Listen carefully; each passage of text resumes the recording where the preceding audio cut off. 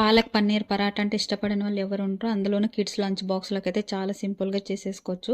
పాలకూరను ఉడకబెట్టేసి దాన్ని మిక్సీ పట్టేసుకొని చపాతీ పిండిలో కలిపెట్టుకోవాలి. అలాగే మనము ఉడకబెట్టిన ఆలుగడ్డ, పన్నీరు స్మాష్ చేసుకొని ఉప్పు, కారం, పసుపు అన్నీ యేసుకొని పక్కన పెట్టుకోవాలి. చపాతీ ముద్దనైతే పక్కన పెట్టుకున్నాం కదండీ! తీసుకొని దాంట్లో కొంచెం కొంచెం మనము ఈ ముద్ద ఏదైతే మనం స్మాష్ చేసి స్టఫ్ పక్కన పెట్టుకున్నామో ఆ స్టఫ్‌ను కూడా యాడ్ చేసేసుకొని చపాతీ మంచిగా రోల్ చేసుకోవాలి.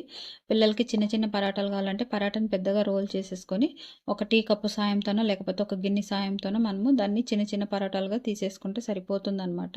అలా తీసేసుకొని బాగా వేయించుకోవాలి. బటర్‌లో కానీ, ఘీలో గానీ, ఆయిల్‌లో గానీ మీకు ఇష్టం వచ్చిన ఏదాంతోనైనా మనము ఫ్రై చేసుకోవాలి. కానీ డీప్ ఫ్రై అయితే చేసేసుకోండి. ఎందుకంటే పన్నీర్ అనేది మనము ముందుగా వేయించుకోలేదు కాబట్టి కొద్దిగా డీప్ ఫ్రై చేసేసుకోవాలి.